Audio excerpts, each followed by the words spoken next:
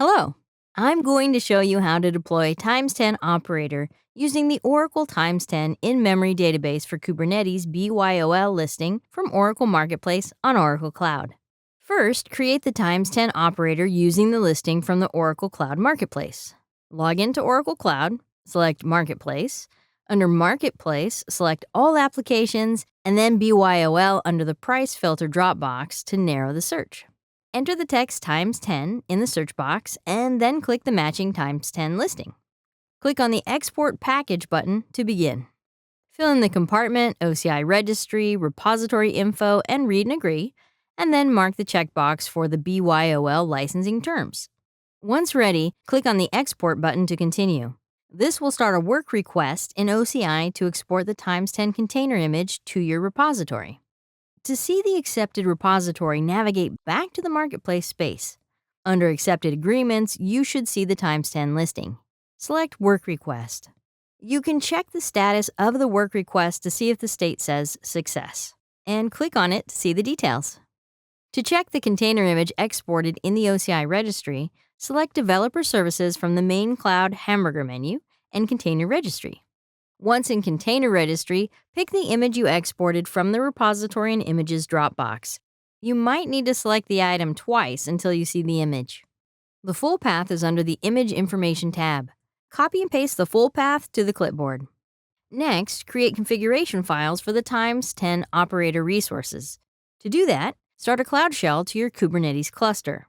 Once you have a terminal shell, make a copy of the service account and the CRD YAML files locally from the exported container image with the kubectl create-f command. And then replace image entry in the operator.yaml file with the image path that you copied earlier. Once that's done, you can use the same kubectl create-f against the operator.yaml file. Now you're ready to deploy the TimesTen classic databases as read-write cache to the Oracle database. First, you need to have a YAML file for the databases to create. Sample and detailed entries of the information to create the YAML for the database are available in the TimesTen documentation. One thing to point out here is the image entry in this YAML file is pointing to the image in the OCI registry. And under DB config map entry, you can specify the database information in a config map file, and the TimesTen operator will automatically set up the database based on your file. In this case, the config map file is called mycacheconf. The kubectl describe config map command can be used to display the contents of a config map file. In this case, mycacheconf file contains a SQL statement to create an asynchronous write-through cache group and load the cache group with data from the Oracle database. You can use one or more config map or secret metadata files in the TimesTen containers to differentiate different deployments as well as sensitive data like passwords and certificates. Use the kubectl create-f command against your database YAML file to create the TimesTen databases.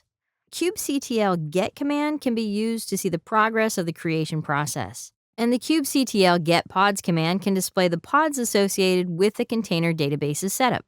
In this case, it created a pod called mytimestendb-0 and mytimestendb-1.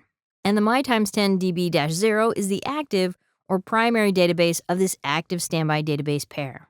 Now that the TimesTen databases are created, including the cache groups, you can connect to the TimesTen database using your application. For this demo, I'll be using a Java program called TPTBM.